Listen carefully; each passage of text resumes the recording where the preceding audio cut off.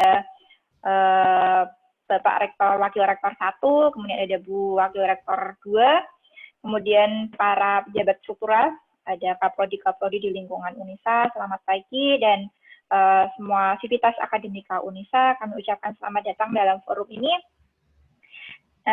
Ini adalah merupakan forum Halo FST yang kedua ya. Jadi hari ini kita akan bergabung dengan salah satu program studi yang ada di lingkungan Fakultas Sains dan Teknologi di UNISA.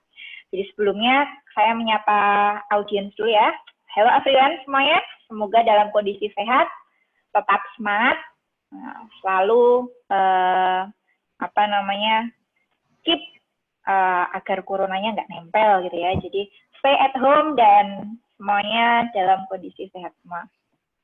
Jadi sebagai pembukaan, Halo FST ini adalah program dari Fakultas Sains dan Teknologi untuk mengenalkan dan membumikan program studi, prestasi, dan lain sebagainya, program studi yang ada di Fakultas Sains Teknologi.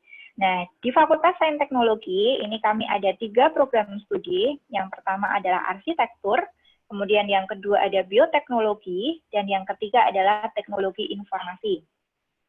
Ketiga program studi kami, alhamdulillah pada tahun 2019 sudah terakreditasi BAN-PT dengan memperoleh akreditasi B. Nah, ini adalah pencapaian pertama program studi yang baru, kami berdiri baru 2016, dan alhamdulillah di akreditasi pertama kami langsung memperoleh akreditasi B. Kemudian di minggu yang lalu, Halo FST ini adalah Halo FST series yang kedua. Halo FST series yang pertama sudah bergabung dengan kami di Prodi Arsitektur. Nah, untuk kali ini kita akan mendengarkan atau mengenal lebih dekat dengan Prodi Bioteknologi. Nah, kita sapa dulu ya. Selamat pagi Pak Arif. Selamat pagi Bu Nosa. Alhamdulillah, sehat ya Pak Arif ya? Alhamdulillah, sehat banget. Alhamdulillah. Kemudian kemudian ada Hamiawati. Ini kami lebih mengenal dengan Mia. Nah, Mia di Garut? Ya, betul Bu. Oke, lancar ya Mi? Sehat? Alhamdulillah, sehat Bu. Alhamdulillah. Ini saya kenalkan dulu, ini ada Pak Arif Bimantara. Beliau adalah Ketua Program Studi Bioteknologi UNISA, kemudian ada nanti sebagai pemateri pertama, kemudian disambung dengan pemateri yang kedua, ada Hamiawati, di Koimatu Dini Al-Faruqi. Nah, ini adalah mahasiswa angkatan 2016 dan URD dengan student exchange dan beberapa prestasi yang nantinya mungkin bisa diceritakan begitu di selanjutnya. Nah, mungkin untuk mempersingkat waktu, kita langsung saja waktu saya serahkan, tapi sebelumnya kita mungkin nanti ada sedikit pro ya. Untuk yang awal ini adalah Pak Arif, nanti pemateri pertama bisa memaparkan, bisa bercerita, bisa mengenalkan begitu terkait program studi bioteknologi, kemudian nanti ada Mia. Untuk selanjutnya di sesi yang selanjutnya, nanti saya akan membacakan, kita akan masuk ke forum diskusi begitu ya, question and answer. Nanti bisa saya bacakan, Bapak Ibu semua yang bergabung bisa bertanya mungkin dengan raise hand atau bisa lewat chat.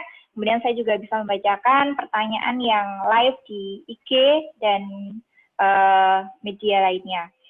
Nah, nanti beberapa peserta atau beberapa audiens yang beruntung nanti ya ada sedikit door prize gitu lah sebagai penggembira, nanti kita akan hubungi. Kemudian selama 15 menit terakhir, nanti di 15 menit terakhir mohon untuk videonya di-on-kan guna kami untuk dokumentasi gitu ya. Mungkin itu dulu. Untuk selanjutnya waktu sepenuhnya saya sampaikan ke Pak Arif dan Mia. Silakan Pak Arif. Oke, terima kasih. Mohon izin untuk share screen ya. Ya, silakan Pak.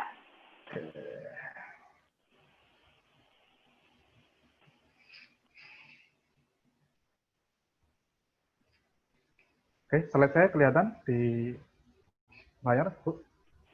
Oke, sudah. Oke, Pak. Sip. Bismillahirrahmanirrahim. Assalamualaikum warahmatullahi wabarakatuh. Waalaikumsalam warahmatullahi wabarakatuh.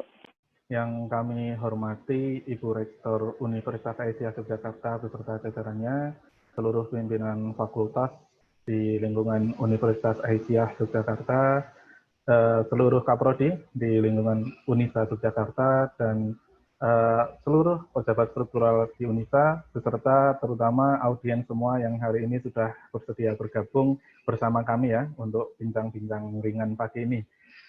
Tadi sudah disampaikan Bu Nosa mengenai apa yang akan kita diskusikan hari ini. Sebelumnya saya akan nyapa semua dulu. Hello everyone, semoga semuanya dalam keadaan sehat ya dan bisa mengikuti agenda hari ini sampai selesai. Baik,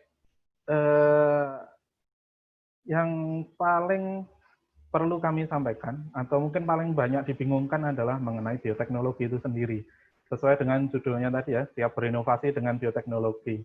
Kita harus tahu bioteknologi itu ngapain sih, itu kegiatannya itu apa, dan sebenarnya nanti tujuannya untuk apa. Jadi kalau dari beberapa referensi, yang paling umum mengenai bioteknologi itu adalah pemanfaatan substansi biologis. Nah, substansi biologis itu apa saja sih? Nah, macam-macam ya, mulai dari tanaman, hewan, bakteri, virus, jamur, bahkan sampai ke isi selnya ya, ke DNA-nya. Itu semuanya substansi biologis. Nah, pemanfaatannya untuk apa? Pemanfaatan substansi biologis untuk menghasilkan barang dan jasa. Nah, berdasarkan pengalaman, biasanya mahasiswa masih pada bingung juga, ini ngapain substansi biologis dari barang dan jasa. Oke, coba kita perlebar ke contohnya. Jadi di bidang bioteknologi, itu produk-produknya ada yang bisa dibuat atau dirangkai secara tradisional, dan ada yang dia harus dengan cara-cara yang advance, dengan teknologi yang maju. Sebenarnya untuk yang produk bioteknologi yang tradisional, ini sudah sering kita temui, cuma kadang kita tidak sadar ya, kalau ini sebenarnya produk biotech ya. Yang pertama adalah tempe. Tempe ini teman-teman atau audiens sekalian sudah paham, ini dari kedelai, kita beri ragi, dan ini kita menggunakan jamur. Lalu yang kedua, contohnya adalah ini walaupun bentuknya kayak gula Jawa, ini sebenarnya adalah terasi. Jadi terasi ini adalah produk fermentasi ya. Ini fermentasi dari udang biasanya. Ini memanfaatkan enzim, dan di situ juga termasuk ke produk bioteknologi. Dan ini adalah tape. Teman-teman ketika Lebaran biasanya pakai tape ketan atau tape seperti ini di beberapa daerah, mungkin di daerahnya Mia ya menggunakan tape seperti ini. Ini juga produk bioteknologi yang tradisional, yang tidak memerlukan teknologi yang sangat maju seperti itu. Lalu untuk yang advance atau produk bioteknologi yang memerlukan teknologi yang khusus untuk diproduksi, yang pertama contohnya vaksin. Vaksin ini suatu substansi biologis yang dia ketika diberikan ke makhluk hidup seperti manusia misalnya gitu ya, itu akan memberikan efek stimulan terhadap antibodi. Lalu probiotik seperti yang hari ini saya minum 2 itu ya, itu isinya adalah bakteri-bakteri baik atau mikroorganisme baik yang dapat memacu kesehatan tubuh manusia. Lalu ini gambar yang ketiga ini yang advance, ini bukan nasi kuning ya, ini beras kuning ya. Jadi ini belum jadi nasi, masih beras, dan warnanya kuning bukan karena dimasak menggunakan kunir ini. Jadi ini beras kuning ini dulu sempat booming namanya golden rice, jadi beras berwarna emas gitu ya. Ini adalah beras transgenik, jadi ini ada gen yang disisipkan ke dalam tanaman berasnya sehingga si beras dapat memproduksi vitamin A. Nah, ini akan sangat cocok ketika nanti misal sudah diuji dan siap tanam, ini ditanam di daerah-daerah atau di negara-negara yang memang akses terhadap vitamin A-nya itu susah atau kekurangan vitamin A tetapi mengaksesnya susah. Nah, ini akan jauh lebih murah dibandingkan kalau kita membeli botolan dipaketkan ke sana ke negara-negara tertentu, belum lagi nanti limbahnya, transportasi, penyimpanan, dan lain-lain. Nah, ini beberapa contoh produk bioteknologi yang perlu membutuhkan teknologi yang khusus untuk memproduksi. Nanti ada contoh-contoh yang lain. Nah, bioteknologi sendiri itu dibagi menjadi beberapa fokus. Dari beberapa referensi ada yang menyebutkan 6, 3, tapi paling banyak itu 4. Jadi ada bioteknologi industri, lingkungan, dan kesehatan. Sedangkan bioteknologi UNISA yang ada di UNISA ini fokusnya ada di pertanian. Walaupun nanti ini pertanian yang produk-produknya untuk meningkatkan kualitas kesehatan. Namun, nanti pada akhirnya ketika diaplikasikan untuk membuat suatu produk yang dia dari segi manfaat itu luas, itu biasanya ini saling berkolaborasi, tidak bisa berdiri sendiri-sendiri. Walaupun ketika sekolah itu nanti fokusnya masing-masing, tetapi ketika untuk membuat produk, biasanya ini saling berkolaborasi. Ini saya sampaikan contohnya. Ini vaksin, pada umumnya saat ini, ketika diberikan ke anak-anak ya biasanya, yang divaksin bayi sampai beberapa tahun, nanti ada yang diulang, di-boost gitu, itu biasanya menggunakan suntik ya. Apa yang terjadi biasanya ketika bayi disuntik, jarang ya bayi disuntik ketawa, biasanya nangis ya. Jadi bayinya biasanya kesakitan, takut ya. Ini salah satu kelemahan. Nanti masih ada yang lain, misal penyimpanan, transportasi seperti golden rice tadi. Nah, bagaimana jika vaksin ini,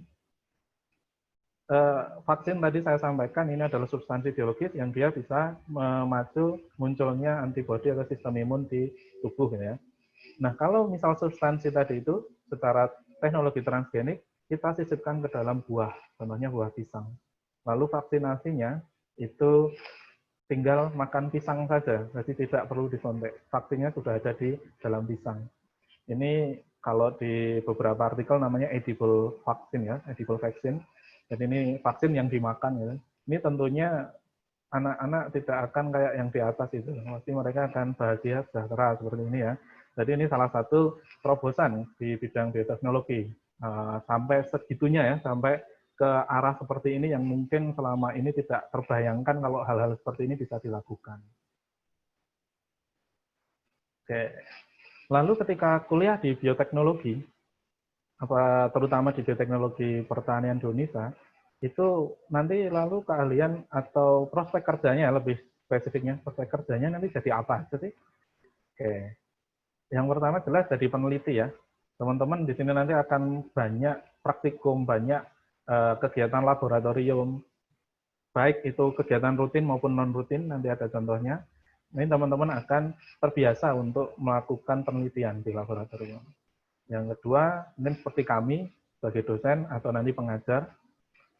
Lalu kalau di bidang industri, nanti akan banyak peluang di sana ya, terutama industri yang bergerak untuk produk-produk hayati, dari dengan makhluk hidup, vaksin, atau dia makanan minuman itu masih masuk, lalu mungkin nanti probiotik, susu, dan lain-lain, itu masih masuk. Ini teman-teman bisa mendapatkan peluang untuk menduduki posisi manajer produksi, bagian riset dan pengembangan atau R&D ya, dan bagian quality control. Dan tidak cukup di situ. Ketika kuliah di sini, teman-teman juga akan diberi bekal ketika teman-teman ingin menjadi seorang wirausahawan. Contohnya, kalau teman-teman ingin mengembangkan makanan dengan suplementasi atau penambahan probiotik agar dia jauh lebih bergizi, misal. Atau teman-teman ingin mengembangkan tempe, kok tempe biasanya pakai kedelai, pakai kacang yang lain, digabung-gabung. Kemarin sudah ada yang punya ide itu, kita tinggal eksekusi saja. Dan masih banyak contoh yang lain. Oke, nah lalu saat ini kita semua ya sedang dalam masa pandemi COVID-19.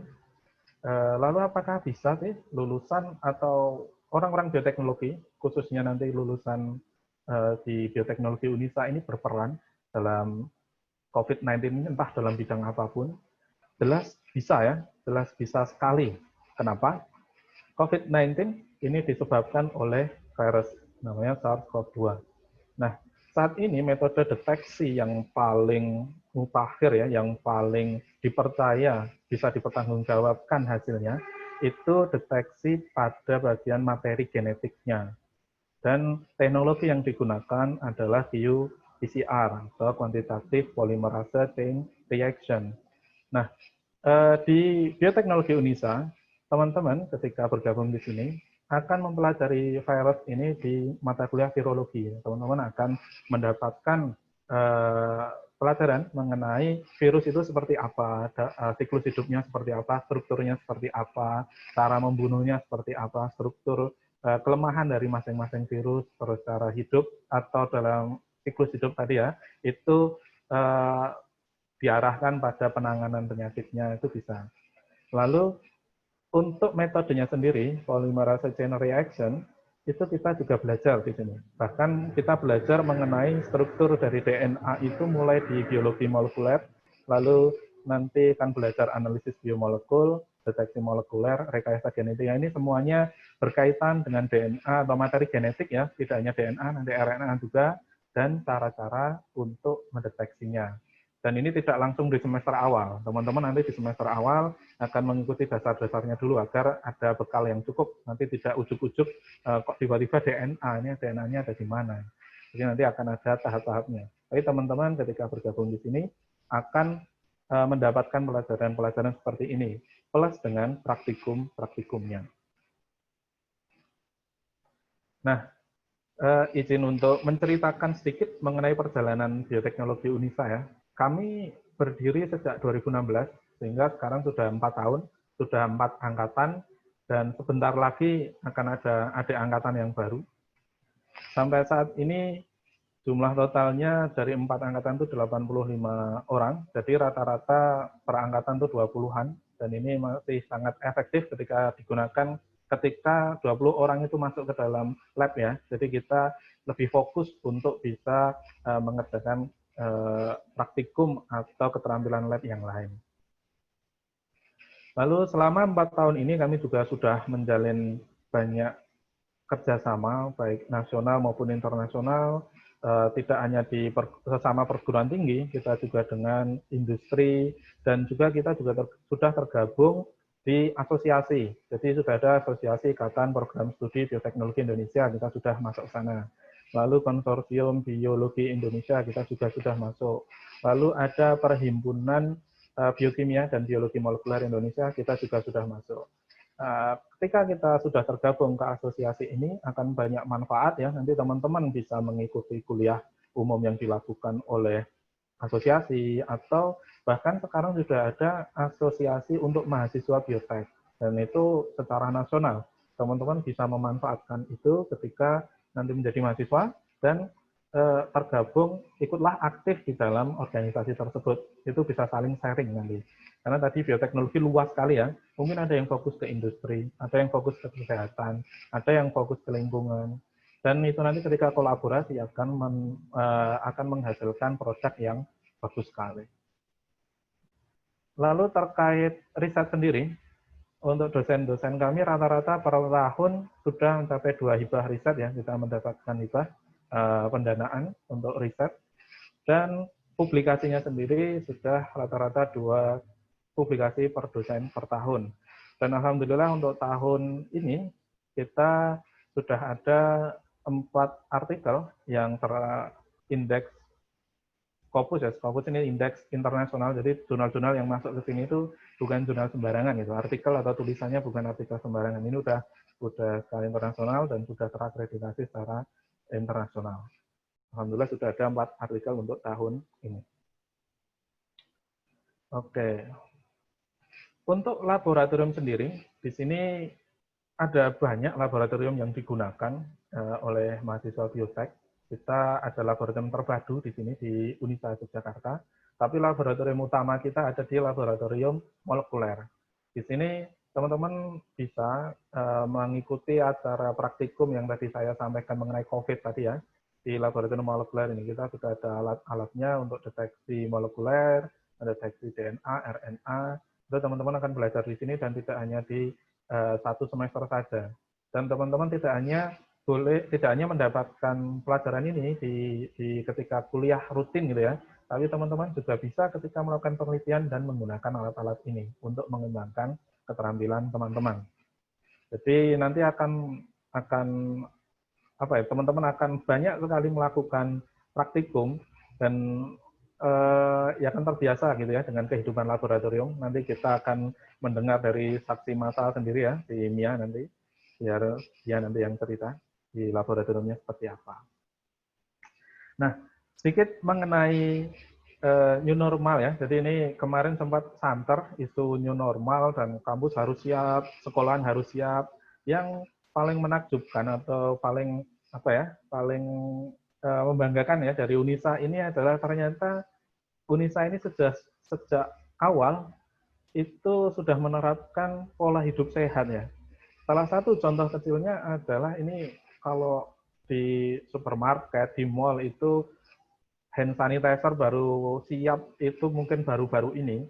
Di Unisa ini sudah sejak lama ya, ini sudah sejak dulu, bahkan sebelum ada corona, jauh-jauh sebelum corona itu kita sudah membiasakan pola hidup sehat. Dan hand sanitizer ini tidak pelit di sini ya, jadi di hampir setiap sudut strategis, misalnya di dekat lift, di dekat pintu, di dekat tangga, itu akan ada hand sanitizer yang teman-teman bisa akses. Belum lagi nanti di kamar mandi sudah ada wastafel dan sabun, dan segala kelengkapan kesehatan yang lain, itu sudah tersedia di sini. Bahkan nanti kalau teman-teman berkesempatan main di sini ya, nanti silakan cek di kamar mandinya, di tempat ibadahnya, dan di tempat-tempat lain, di kelasnya itu bersih sekali. Bahkan di sini mungkin kamar mandinya bersih sekali ya, sampai kering untuk lantainya gitu. Jadi memang sudah membiasakan diri tentang pola hidup sehat sejak dulu. Jadi kita Unisa ini sudah siap untuk menghadapi era normal yang baru ini. Sudah sejak dulu malah, tidak khusus untuk COVID, tapi sudah sejak dulu kita siap. Nah, ini beberapa kegiatan yang dilakukan di Bioteknologi Unisa ya. Pengabdian dan penelitian. Biasanya ini hibah yang kita mendapatkan hibah, kami mendapatkan hibah dari dosen-dosen, nanti mahasiswa itu akan kami libatkan. Ini contoh pas ini penelitian saya semua. Jadi yang sebelah kiri ini kebetulan juga Mia yang saya ajak. Jadi saya beberapa kali melakukan pengabdian, salah satunya mengajak dia. Itu ini mengajari ibu-ibu untuk mengolah ikan waktu itu. Lalu sebelah kanan ini saya menguji probiotik. Ini saya mengajari mahasiswa untuk kultur bakteri. Jadi ini sebelum kultur beneran ini saya cari dulu di luar. Dan mahasiswi ya yang di sebelah kanan ini yang dengan saya main api itu ya, ada apinya itu sebenarnya dia sudah memanfaatkan kesempatan untuk joint research. Jadi tadi saya sampaikan mengenai pemanfaatan kerjasama yang kami miliki. Jadi teman-teman bisa memanfaatkan kerjasama yang dimiliki oleh Prodi. Itu salah satunya ketika teman-teman ingin melakukan penelitian di luar negeri. Nah, Mbak yang sebelah kanan ini namanya Mbak Mita. Semoga dia gabung ya di sini ya. Itu sebenarnya kemarin bulan April itu tinggal berangkat saja ke Thailand ya untuk penelitian skripsi. Cuma karena ya pandemi ini penelitiannya jadi tertunda. Tapi untuk segala administrasinya sudah siap, tinggal berangkat. Dari pihak Thailand juga pihak lab juga sudah oke. Jadi kemarin di lab universitasnya di Mahidol University dan benar-benar tinggal berangkat, hanya saja karena ada kendala COVID-19 ini jadi tertunda. Nanti akan dilanjutkan ketika keadaan ini sudah membaik. Lalu ini beberapa prestasi ya. Jadi prestasi di biotek ini tidak hanya di bidang akademis saja. Ini contoh yang non akademis. Ini juara 2 atau 3 nasional di Aspar ini, angkatan 2017. Lalu ini contoh produk dari NIA juga. Ini Marabar, nanti biar diceritakan ini produk apa. Ini makanan tersuplementasi probiotik. Lalu ini pengembangan dari Marabar. Ini juara harapan 2 di Aceh waktu itu lombanya. Lalu ini lomba di Malang. Ini angkatan 2017 ada Hafid, ada Mila, ada Tia di sini ya namanya. Ini mereka produknya adalah masker tapi terbuat dari nata de coco. Nanti mungkin akan tampil juga di kesempatan yang lain mereka yang ada di sini. Itu tadi beberapa prestasi nasional. Lalu untuk yang internasional ini di awal tahun 2018 ini kami mengirimkan 4 mahasiswa untuk student exchange ke Malaysia selama 1 semester penuh, dan ini universitas support untuk acara ini. Jadi teman-teman memiliki kesempatan ya, banyak kesempatan untuk memanfaatkan kerjasama tadi, bisa joint research, bisa student exchange, Bahkan ketika student exchange itu bisa banyak hal juga yang dilakukan. Ini contohnya kemarin pas ada lomba dan mereka mengikuti berempat ini dan memenangkan juara perunggu ya, ini skalanya internasional. Terus 1 tahun kemudian kami mengikuti lomba yang sama dan kita mendapatkan medali emas di kompetisi tersebut. Nah, ini beberapa produk yang baru saja kita kenalkan. Ada 2 ya. Yang pertama namanya BioTools, yang kedua namanya BioStraw. BioTools ini alat makan, kalau BioStraw ini adalah sedotan. Kelebihannya apa? Jadi ini pembuatnya ini mahasiswa, ini murni idenya mahasiswa. Jadi sang pembuat ini merasa resah ya dengan keadaan saat ini, selain karena COVID-nya, tapi juga penumpukan sampah plastik. Kan sekarang modelnya ketika makan dibungkus, lalu menggunakan servis online itu ya, kita pesan antar itu kan menggunakan plastik ya, biasanya pembungkusnya, atau menggunakan styrofoam, baik dari sedotan, sendok itu biasanya dari plastik, lalu pembungkusnya bisa plastik juga, styrofoam. Nah ini ketika dia dibuang di lingkungan dan menumpuk akibat diakselerasi oleh COVID ini ya, karena semakin banyak yang menggunakan barang tersebut, ini akan menimbulkan pencemaran lingkungan yang luar biasa. Nah, sang pembuat ini namanya Panji ya. Panji ini dia mengembangkan alat makan dan sedotan yang dia biodegradable. Ini semuanya bisa didegradasi secara cepat, tidak seperti plastik yang butuh puluhan tahun. Nah, nanti ini insya Allah untuk beberapa pertemuan ke depan, di pertemuan-pertemuan berikutnya kita akan mengenalkan si Panji ini. Nah, dengan berbagai prestasi pencapaian yang telah dicapai tadi, Bioteknologi Indonesia, alhamdulillah tadi juga sudah disampaikan Bu Nosa, pada bulan Maret 2019 kami melakukan akreditasi dan mendapatkan predikat B. Jadi teman-teman tidak perlu khawatir lagi ketika sudah kuliah di kampus atau program studi yang terakreditasi B, karena untuk peluang karir ke depan itu jauh lebih menjanjikan. Nah, lalu bagaimana sih untuk mendaftar di sini? Ini cukup mudah, teman-teman bisa melihat di websitenya tim admisi ya, di info-pmb.unisajogja.ac.id. Di sini teman-teman akan mendapatkan informasi mengenai, mungkin kelihatan sedikit di sini ya, ada pengumuman, biaya, beasiswa, cara masuknya seperti apa, ini lengkap di sini. Jadi teman-teman tinggal akses ke websitenya PMB ini. Di Prodi Bioteknologi itu juga ada banyak beasiswa yang ditawarkan ketika teman-teman ingin bergabung bersama kami. Yang pertama ada namanya beasiswa kader. Ini adalah untuk mahasiswa, 5 orang mahasiswa pertama yang melakukan registrasi itu otomatis akan mendapatkan beasiswa ini. Ini free 8 semester SPP tetap. Lalu ini yang paling bergengsi, namanya beasiswa Ikatan Persyarikatan. Ini adalah beasiswa untuk kader-kader Persyarikatan Muhammadiyah Aisyah. Jadi kita di sini Universitas Aisyah Yogyakarta itu merupakan bagian amal usaha dari Muhammadiyah.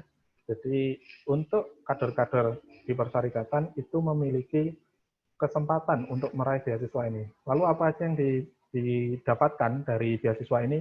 Ini luar biasa ya. Selain gratis kuliah, teman-teman mendapatkan uang saku, uang buku, bahkan uang penelitian. Jadi banyak sudah gratis kuliahnya, dapat uang pula. Dan di sini teman-teman tinggal bawa badan dan serius kuliah saja. Tidak perlu memikirkan biaya lagi. Lalu ada beasiswa bagi penghafal Quran mulai dari 2 juz, 2-4 juz, nanti gratis SPP 4 semester, dan selanjutnya nanti ada beberapa tahap. Ketika 30 juz, itu hampir sama dengan BIP ya, cuma tidak mendapatkan uang saku, tapi untuk kuliahnya itu semuanya free. Lalu juga ada beasiswa untuk santri. Ini syaratnya cukup mudah. Ini syaratnya hanya rekomendasi dari pimpinan pondok pesantren. Lalu beasiswa atlet bagi teman-teman yang mungkin memiliki prestasi minimal tingkat kabupaten itu bisa menggunakan kesempatan beasiswa atlet ini ya. Lalu beasiswa untuk teman-teman yang mungkin tinggal di daerah 3T, jadi 3T tertinggal, terjauh, terdepan ya. Jadi itu bisa mengusulkan untuk mengajukan beasiswa daerah tertinggal ini. Dan ini juga yang didapatkan luar biasa, hampir sama dengan PIB tadi. Lalu beasiswa panti asuhan untuk teman-teman yang berasal dari panti asuhannya persyarikatan. Lalu kemitraan wilayah untuk teman-teman yang tinggalnya di daerah Universitas Aisyah Yogyakarta. Oh ya, untuk teman-teman yang belum tahu ini universitasnya di mana, ini masih sama ya, tempatnya masih di Jogja, walaupun ini tambah megah kampusnya, tapi kita tempatnya tidak berubah, tetap di sini, tetap di Yogyakarta, di Ring Road Barat, Jalan Siliwangi nomor 63 ya, Bundung Nagotirto, Nyamping, Sleman, Yogyakarta. Jadi teman-teman yang tinggal di daerah Unisa ini bisa mengajukan beasiswa kemitraan wilayah ini dengan rekomendasi dari pimpinan atau kepala daerah di padukuhannya. Lalu beasiswa keluarga Unisa ini untuk teman-teman yang mungkin pas mendengarkan ini, oh ya ibu saya kerja di Unisa gitu ya, baru ingat ya, oh saya pengen daftar lah, ini bisa di sini. Lalu ini yang terbaru adalah beasiswa COVID-19. Ini untuk teman-teman yang dalam masa pandemi ini ternyata orang tuanya terimbas gitu ya, dampaknya itu sampai ke penghasilan orang tua, ini bisa mengajukan beasiswa di COVID-19 ini. Nah, mungkin agar teman-teman jauh lebih percaya ya dengan omongan saya tadi, ini sudah bergabung dengan kita. Ini mahasiswa kami, angkatan pertama, dan dia nanti akan cerita mengenai perjalanannya selama ini. Karena di angkatan pertama ini tahun ini sudah mau lulus, dia akan berbagi pengalaman mengenai keluh kesah atau susah senangnya kuliah di Unisa, terutama di program studi bioteknologi Unisa. Tadi sudah dikenalkan oleh Bu Nosa, saya kenalkan sedikit lagi. Ini orangnya ya, ini nggak tahu pas pesan bakso atau apa kok jarinya begitu. Lalu ini namanya Hamiawati Koimatudini Al-Faruqi. Ini ketika kami membuat rekapan nilai itu nama paling panjang biasanya dia ini, paling merepotkan nulis namanya. Panggilannya Mia, asalnya Garut, Jawa Barat. Kalau dia Garut ya, kalau saya Jogja Banget, jadi Garut, Jawa Barat. Lahirnya bulan Juni, nah tahunnya nanti ditanyakan sendiri. Lalu statusnya dia masih skripsi ya. Kalau status yang lain saya nggak tahu, nanti tanya sendiri aja sama Mianya. Halo Mia. Halo Pak. Oke, sehat ya? Alhamdulillah. Oke, tadi udah ditanyain Bu Nusa sehat. Siapa tahu ketika saya bicara kentut tawon atau yang lain. Oke, Mia bisa diceritakan kenapa dulu milih Prodi Biotek Unisa ini? Oke, jadi sebenarnya agak sedikit lucu sih ya Kak, ketika saya mendaftar di Bioteknologi Unisa, karena waktu itu saya belum tahu apa itu bioteknologi dan ngapain aja sih bioteknologi itu gitu. Tapi saya mendaftar di Unisa itu pada pilihan pertama. Jadi pilihan pertama saya itu bioteknologi, karena saya melihat dari namanya itu bioteknologi, biologi dan teknologi, Pak. Ada teknologinya nih gitu. Jadi keren, kayaknya ada sesuatu yang aplikatif di sini gitu. Akhirnya saya tertarik dan mendaftar di bioteknologi. Nah, setelah itu saya langsung mencari informasi terkait bioteknologi, itu apa, terus nanti lulusannya itu kemana gitu. Nah, informasi yang saya dapat ketika itu, ternyata lulusan bioteknologi itu bisa kerja di BPOM. Nah, kebetulan sekali saya memang tertarik di bidang pangan ya, kan mungkin ada sama lah ya, agak sama gitu, kerja di BPOM bisa mengetahui kandungan makanan, terus mengetahui makanan ini layak atau tidak. Nah, jadi informasinya baru sebatas itu waktu itu. Tapi ketika saya masuk di bioteknologi dan mendapat ilmu-ilmu tentang bioteknologi, ternyata bioteknologi itu sangat luas sekali. Ya, seperti yang tadi Bapak jelaskan, bisa masuk di bidang pertanian, kesehatan, farmasi, bahkan bisa masuk di bidang industri juga ya, sebagai quality control. Ini yang membuat saya semakin tertarik, apalagi ditambah dengan bacaan-bacaan saya terkait bioteknologi, jadi dari artikel, jurnal, atau referensi lain, ternyata semakin lama itu bioteknologi itu berkembangnya cukup pesat gitu ya. Jadi karena itu saya berpikir, wah ini bioteknologi ini merupakan ilmu masa kini dan masa depan gitu. Gitu ya, Pak. Oke, ya, oke. Dulu tahu bioteknya dari mana? Kan ini 2016 kami juga baru buka. Mia ini kan juga masuk di angkatan pertama. Dulu dari mana tahu infonya? Nah, untuk infonya itu saya memang langsung dari website Unisanya langsung.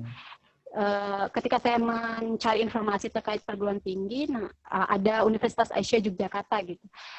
Yang saya tahu itu Stikes Aisyah yang di Bandung, karena kebetulan teman saya masuk ke sana, ini kok udah jadi universitas. Dan saya coba lihat informasinya, ternyata di Universitas Aisyah ini bisa mendaftar lewat jalur rapor. Nah ini buat teman-teman nih, jadi bisa masuk ke prodi bioteknologi bisa melalui jalur rapor. Nah kebetulan saya alhamdulillah lulus melalui jalur rapor di bioteknologi Unisa. Oke.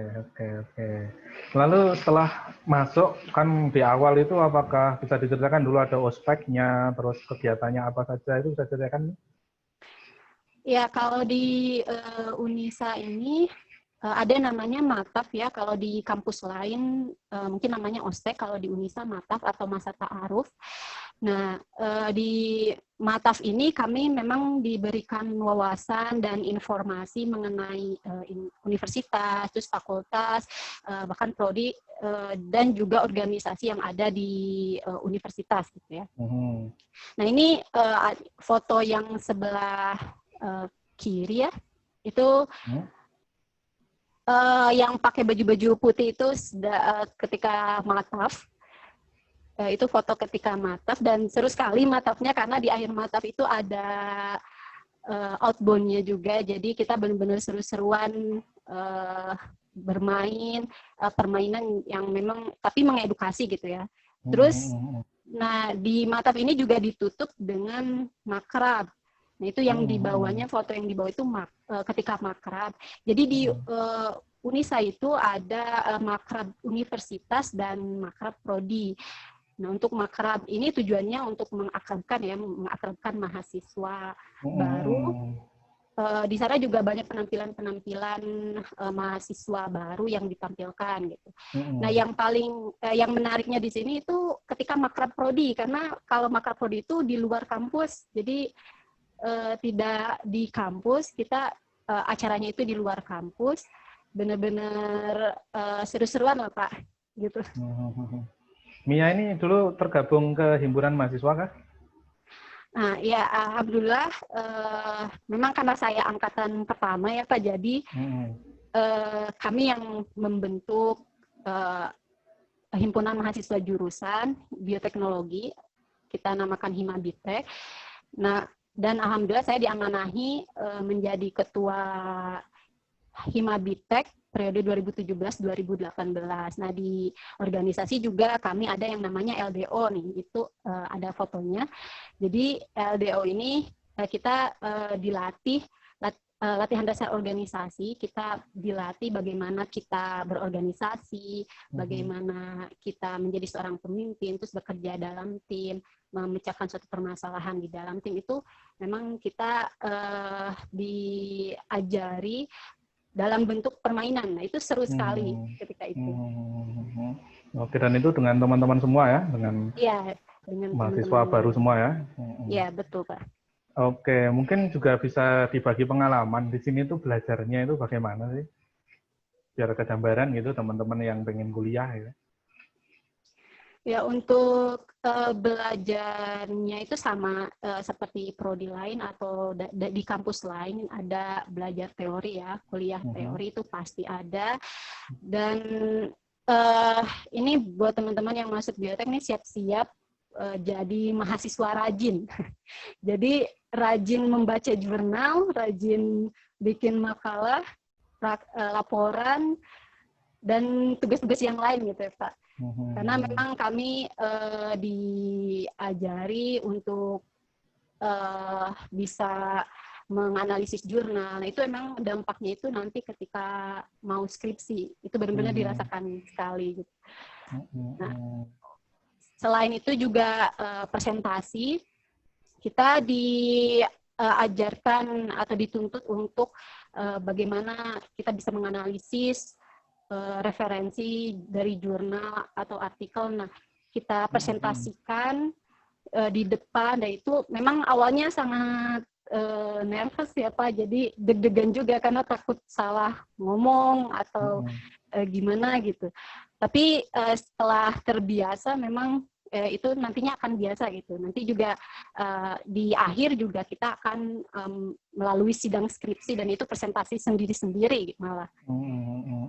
Oke. Berarti ya di awal berat sekali gitu ya, tapi iya, betul, ketika Pak. sudah terbiasa ya akhirnya ya udahlah ini dijalani terus, jadinya terbiasa dan tidak terasa sulit gitu ya.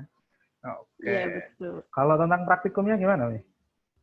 Nah, untuk praktikumnya, jadi tidak hanya kuliah teori, di bioteknologi juga ada praktikumnya nih bagi teman-teman yang suka kerja di lab, ya suka megang-megang alat laboratorium, terus penasaran sama bentuk bakteri, terus bagaimana cara isolasi DNA. Ini sangat cocok sekali di sini, karena memang kita diajarkan di praktikum terkait bagaimana sih peran bioteknologi gitu ketika di laboratorium, dan bagi saya itu sangat luar biasa, menarik sekali gitu, bisa mengoperasikan peralatan laboratorium yang sebelumnya belum saya coba di sekolah dulu gitu. Dan yang paling pasti itu di ketika praktikum itu harus ekstra hati-hati ya Pak, karena alat-alatnya sangat mahal sekali ternyata. Tapi teman-teman memiliki kesempatan untuk menggunakan semua ya ketika praktikum ya? Iya, betul. Karena mungkin mahasiswanya juga, karena ada asisten juga kan Pak, jadi fokus ke mahasiswa. Ya, oke. Mungkin ada acara lain selain di kegiatan rutinnya. Kegiatannya apa ketika di kampus ini?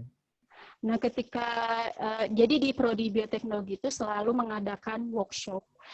Dan kami mahasiswa selalu diikut sertakan menjadi panitia workshop. Nah, ini sangat pengalaman yang sangat menarik sekali, karena di sini kami belajar bagaimana kami harus membuat konsep acara, terus bagaimana kami bekerja di dalam tim. Nah, ini kebetulan di sini saya juga menjadi asisten ketika itu di workshop molekuler ya ini. Dan sangat seru sekali gitu workshopnya, tidak hanya ilmu yang kita bagi ke teman-teman yang lain, tapi kami juga mendapatkan ilmu yang baru gitu. Oke. Lalu adakah kuliah lain selain kuliah yang ada di kelas gitu yang dilakukan kemarin?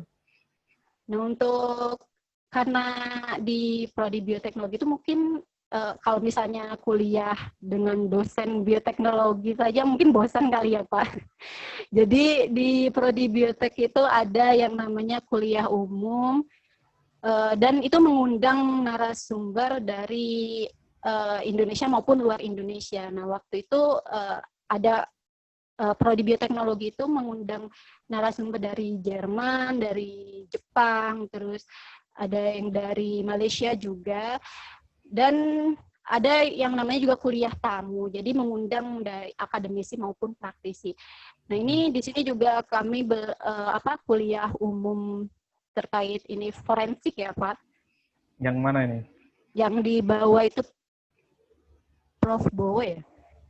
Oh, Pak Bowo ini ya? Pak Bowo ya. Iya, yang polisi waktu itu ya? Iya, betul. Oke, lalu apakah ada kegiatan di luar kampus untuk selama kuliah ini terkait akademisnya? Nah, memang di Prodi Bioteknologi itu tidak hanya kuliah di dalam kelas saja, tapi yang paling menyenangkan itu ketika ada program kunjungan industri. Ini yang paling seru sekali, karena kami mengunjungi banyak industri maupun instansi. Jadi di sini Prodi Biotek itu mau mengenalkan kepada mahasiswa kalau prospek kerja bioteknologi itu sangatlah luas gitu ya. Contohnya dari kunjungan-kunjungan industri ini. Nah, waktu itu kami ke industri Sido muncul, terus ada instansi LIPI, terus BKIPM, kemudian ke industri Cimory juga. Nah, bahkan kami pernah melakukan kunjungan ke akademi forensik. Nah, ini bagi teman-teman nih, bioteknologi itu juga bisa masuk ke kepolisian ya, ke bagian forensiknya. Ini sangat seru sekali sih, Pak. Oke, berarti berkali-kali ya. Mia ikut terus ini ya untuk kunjungan industri? Ya, selalu ikut terus. Oke. Oke, nah selama kuliah kan Mia ini banyak memberikan prestasi ya, mendapatkan penghargaan. Mungkin bisa diceritakan mulai dari penghargaan pertama itu apa sampai selanjutnya apa ya? Ya, jadi selama saya kuliah, alhamdulillah saya tidak hanya kuliah, jadi kuliah pulang gitu ya Pak, tapi saya tetap mendapat prestasi gitu.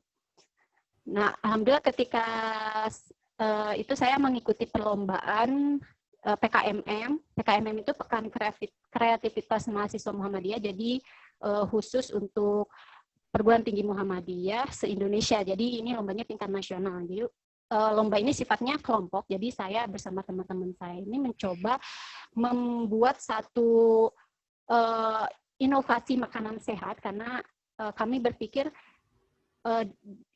kami melihat di pasaran itu ternyata tidak sedikit gitu makanan yang kandungan nutriennya itu belum tentu baik gitu atau bahkan tidak baik untuk tubuh. Nah, di sini kami mencoba untuk mencarikan solusi dan membuat satu inovasi makanan sehat. Nah, nama produknya itu kami namakan Pai Pai Ahoy.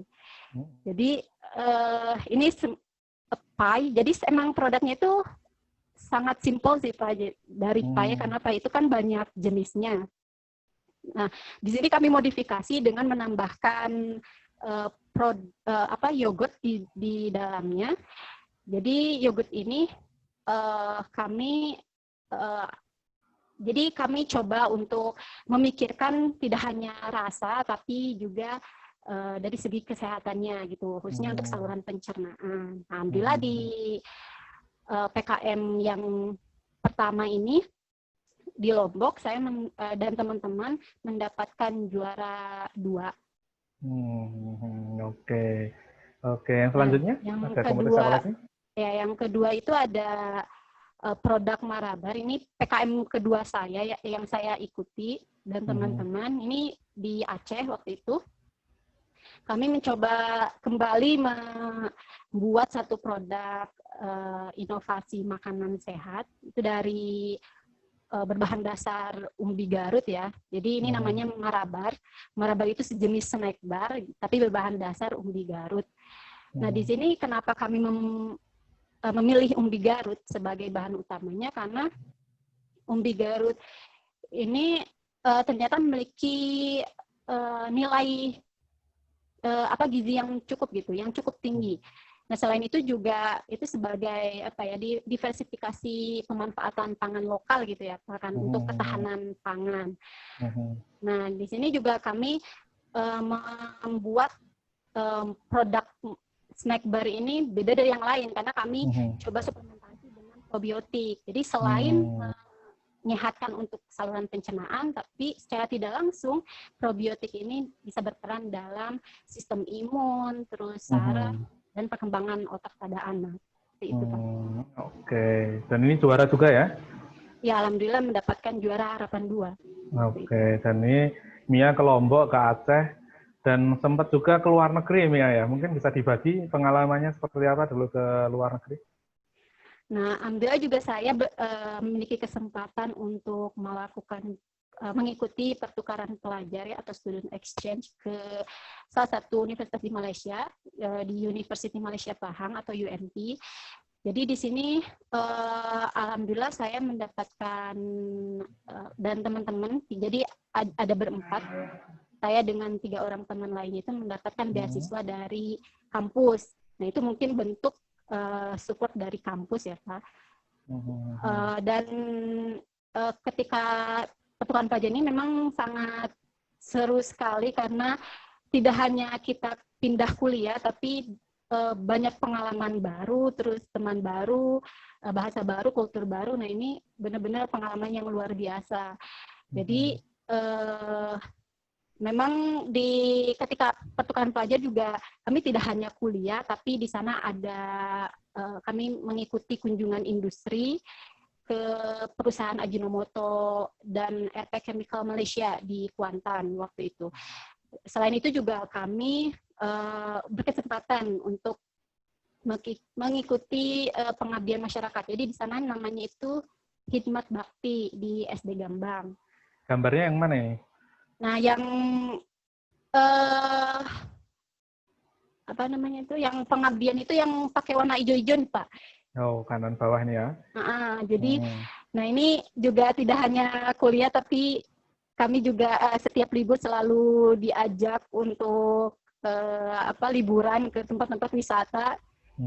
Itu sangat ya seru sekali sih, Pak. Ini yang sebelah kiri yang banyak itu ketika kunjungan industri. Oke. Lalu kegiatannya apa selain di kegiatan di kampus? Kelihatannya dulu juga pernah ikut lomba juga di sana ya? Ya, jadi selain kegiatan di kampus, di sana juga kebetulan University Malaysia Pahang ini mengadakan perlombaan namanya itu IVNOC, dan kami coba mengikuti. Jadi kami membuat satu alat, saya dengan teman-teman saya, dan kolaborasi dengan salah satu dosen yang ada di sana. Nah, di sini ya, ini alatnya, Pak. Jadi alatnya itu alat sensor. Kami namakannya itu Smart Toilet 4.0. Nah, kenapa Smart Toilet? Karena alat ini yang nantinya akan mendeteksi bisa mendeteksi kekeruhan pada urin. Jadi ini tuh kami ciptakan sebagai deteksi awal untuk penyakit atau infeksi saluran kemih atau penyakit yang berhubungan dengan tingkat kekeruhan urin gitu. Peningkatan urin ya, peningkatan kekeruhan urin. Nah, di alat itu juga terdapat unit mikrokontrol ya. Jadi ada semacam chip yang nantinya itu secara otomatis akan mengirimkan data nilai tingkat kekeruhan urin, nilai namanya itu nilai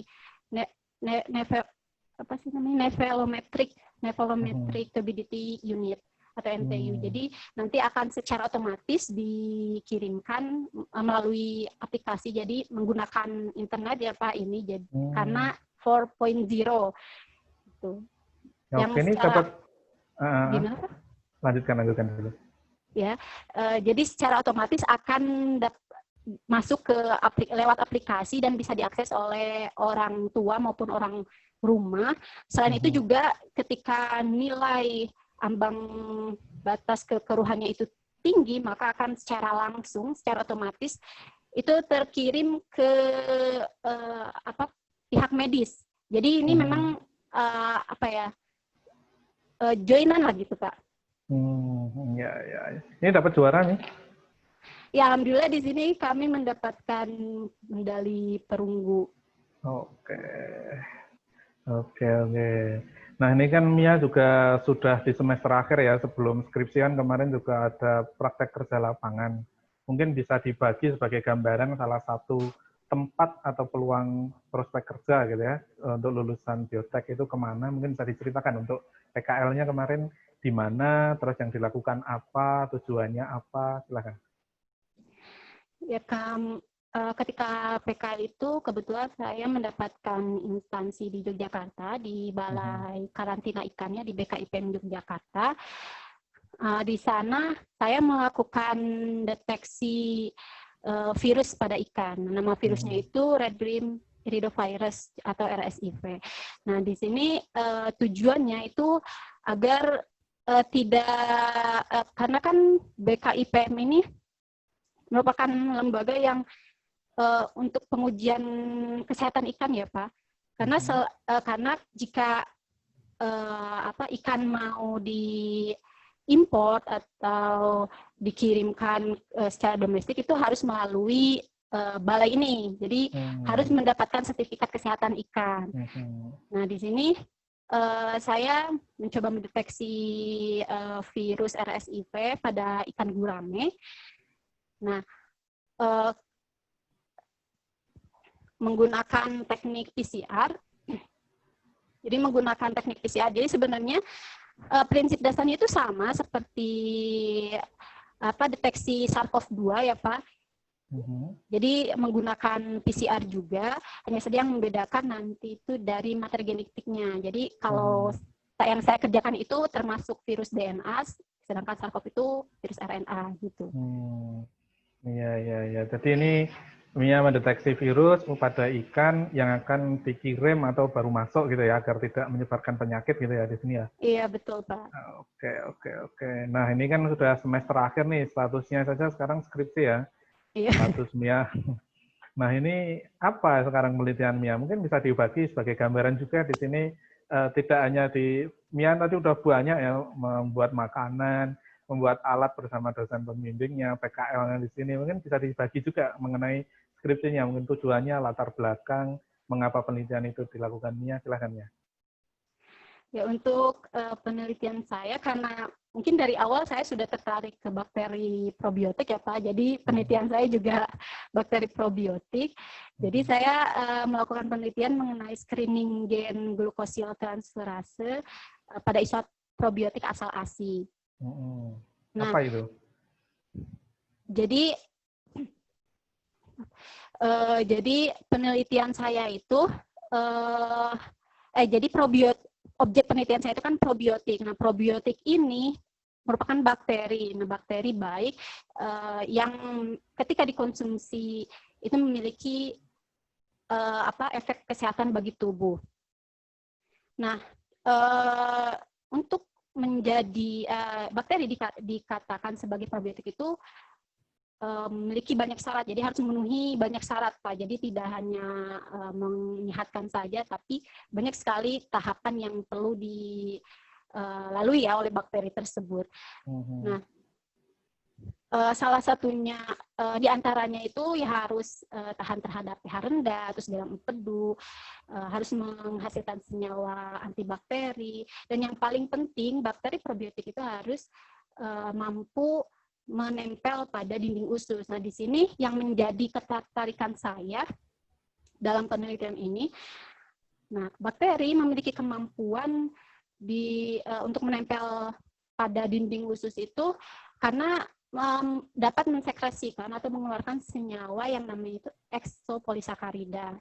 Nah, senyawa eksopolisakarida ini diproduksi oleh bakteri dengan bantuan enzim, jadi disintesis oleh beberapa enzim. Ya, salah satunya itu glukosil transferase. Nah,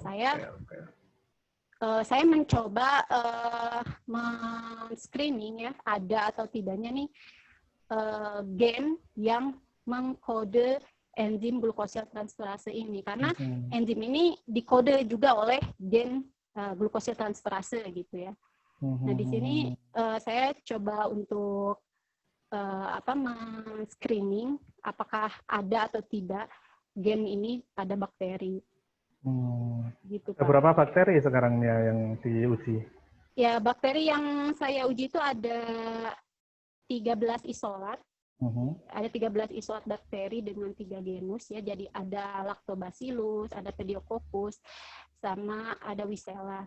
Nah, ini gambar yang paling kanan nih ketika ini proses rekultur, jadi peremajaan kembali dari isolat bakteri, karena bakteri yang saya gunakan itu merupakan bakteri dari penelitian sebelumnya. Nah, ini perlu diremajakan kembali, kemudian nanti diisolasi DNA-nya. Nah, ini yang paling kanan, sebelah kiri saya itu alat PCR-nya, nanti diamplifikasi ya, di copy DNA-nya, kemudian yang tengah itu proses elektroforese, jadi dicek ada atau tidaknya pita DNA gitu Pak. Oke. Baik, terima kasih Mia atas obrolannya. Jadi begitu ya teman-teman, ini gambaran dari salah satu mahasiswa kami. Dan yang seperti Mia ini tidak hanya satu, ada banyak. Cuma ini kan waktunya terbatas pagi ini ya. Untuk menampilkan satu-satu, mungkin terkendalanya di waktu. Nanti di lain kesempatan akan kita sharing dengan mahasiswa yang lain yang seperti Mia ini kan. Ini dia sebagai ketua organisasi juga, tapi ikut lomba juga, student exchange pula, dan sekarang sedang melakukan skripsi. Dan skripsi yang dilakukan Mbak Mia ini salah satu yang kompleks ya, karena dia ada mikrobiologinya, lalu dia butuh deteksi molekuler, dan ini teman-teman akan dapat dasarnya dulu dari semester 1 hingga semester 8 untuk hal-hal seperti ini. Jadi jangan khawatir tiba-tiba langsung disuruh ke molekuler, tidak. Jadi kita dari awal kita adakan kuliah yang dia dari dasar-dasar dulu, lalu meningkat hingga semester 8. Dan itu akan diasah juga melalui PKL seperti yang dilakukan Mbak Mia tadi. Dari segi PCR-nya mungkin Mbak Mia sudah semakin terampil ya ketika di PKL itu, sehingga ketika di penelitian ini sudah biasa dengan alat-alatnya dan memegang sendiri. Karena tadi disampaikan alat-alatnya juga butuh kehati-hatian khusus ketika menggunakan, dan kehati-hatian itu bukan hanya karena rusak, karena juga ketika nggak hati-hati, kita ketika mengambil larutan, mengambil komponen-komponen reagen, itu tidak valid ketika kita serabutan gitu ya, ketika ngambilnya tidak jam terbangnya kurang. Jadi nanti di sini teman-teman terbuka lebar sekali untuk penelitiannya atau memanfaatkan kerjasamanya, dan berkarya di sini itu tidak akan ada batasnya. Karena tadi juga disampaikan Mbak Mia, update-nya itu akan terus ada. Bahkan tiap hari mungkin akan ada update terus mengenai biotek ini. Oke, jadi mungkin demikian dulu Bu Nusa yang bisa saya sampaikan. Ini kontak person kami, admin kami. Silakan kalau teman-teman ada yang ingin ditanyakan lebih lanjut di luar forum ini, atau nanti kalau di forum ini silakan langsung ditanyakan, dan berkunjunglah nanti sesekali lah ke IG dan website kami. Begitu Bu Nusa yang bisa saya sampaikan. Terima kasih. Saya kembalikan ke Bu Nusa. Ya, terima kasih sekali Pak Arief. Sangat luar biasa ya. Ini baru 3 tahun berjalan begitu, ternyata prestasinya banyak sekali, dan ini banyak sekali nih permata yang terpendam. Ini ternyata mahasiswa-mahasiswa biotek itu berprestasi begitu. Alhamdulillah sekali. Nah ini selanjutnya, ini saya cek sebenarnya saya lihat di IG, karena memang beberapa hari yang lalu publikasi dari forum webinar kali ini sudah banyak di-share gitu di media sosial dari prodi maupun media di universitas. Nah ini ada langsung ke pertanyaan nanti Pak Arief ya, mungkin yang masih ada yang terlewat dan lain sebagainya bisa saya tanyakan untuk lebih lanjut. Nah ini di IG, di Prodi Biotek, bisa saya bacakan, ini dari Sasiskia 12. Nah ini bertanya, mau nanya Kak, nah, sayur-sayuran hasil rekayasa genetika itu sebenarnya aman nggak tuh dikonsumsi? Berbahaya nggak? Nah ini gimana ini? Kalau yang namanya merubah struktur gen gitu, kira-kira ada dampaknya nggak tuh bagi kita yang mengkonsumsi gitu? Nah monggo silakan Pak Arief. Oke, terima kasih Mbak. Siapa namanya? Saskia? Ya, Saskia. Oke, mungkin Saskia ya. Zaman sekarang jadi seperti itu namanya. Saskia mungkin ya. Oke, terima kasih atas pertanyaannya, bagus sekali. Jadi sampai saat ini untuk produk transgenik yang dia sudah memperoleh izin edar, itu secara saintifik belum ada yang terbukti dia merugikan atau memberikan dampak negatif. Itu yang pertama, belum ada bukti saintifik. Kedua, yang perlu Mbak Saskia pahami juga bahwa proses ujinya atau assessment ketika sebuah produk transgenik itu akan dipasarkan, itu panjang sekali ujinya. Ujinya mulai uji administratif, uji lab-nya, jadi semacam ini organismenya asalnya apa, DNA yang disisipkan dari mana. Nanti akan ada uji apakah ini akan menimbulkan alergi. Kalau alergi jelas nggak lolos nanti ya. Apakah ini nanti akan menghasilkan racun, apakah ini nanti akan mengubah nilai nutrisinya, nanti akan ada banyak sekali uji-ujinya sebelum dia bisa lolos hingga bisa diedarkan. Termasuk kalau di Indonesia, itu akan ada partisipasi dari masyarakat, walaupun baru sebatas website ya, tapi di website itu sudah ada hasil evaluasi uji dari sebuah produk transgenik nanti di websitenya Balai Clearing ya, Balai Clearing Komisi Keamanan Hayati itu ada. Jadi yang sudah diuji itu apa saja kita bisa komen di sana. Lalu yang selanjutnya, nah mungkin satu lagi Bu Nosa, kan ini yang kita khawatirkan kan mengenai ketika kita makan sayuran atau enggak cuma sayuran ya, mungkin daging atau yang lain buah-buahan yang transgenik itu aman atau tidak. Kan yang disisipkan kan DNA. Sedangkan selama ini kita sendiri makan makanan yang tanpa dimasak itu sudah biasa seperti pisang mungkin atau jus mangga, itu kan kita juga makan DNA. Dan kalau dari analogi itu sebenarnya tidak akan ada bahaya yang berarti buat kita, kecuali kita memang alergi ya. Seperti orang yang alergi terhadap ikan ya tidak akan baik-baik saja ketika makan ikan walaupun itu tidak transgenik. Mungkin itu benar. Oke, terima kasih sekali Pak Arief. Jadi kalau yang pernah saya baca itu produk genetika yang termodifikasi itu genetical modified organism gitu ya, istilahnya begitu. Dan luar biasa sekali ya kalau produk bioteknologi itu memang dari sisi lisensi, dari sisi administrasi itu melibatkan banyak rule begitu. Dan GMO ini sendiri, jadi genetic modified organism yang biasanya disingkat dengan GMO, itu biasanya kan sudah ada peraturannya begitu ya Pak? Iya. Di dunia itu. Oke.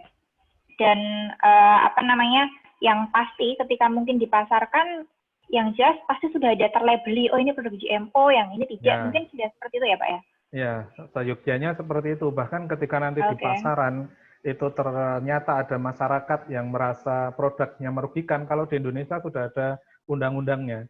Jadi yang menerbitkan atau mengeluarkan, perusahaan yang mengeluarkan produk itu wajib melakukan evaluasi dan menarik semua produknya. Termasuk nanti ada mengganti rugi dan lain sebagainya. Oke, luar biasa sekali ya bahwa ternyata peran dari keilmuan bioteknologi sendiri itu luas. Saya yakin produk GMO itu tidak hanya pangan, tapi juga mungkin produk-produk yang lainnya juga.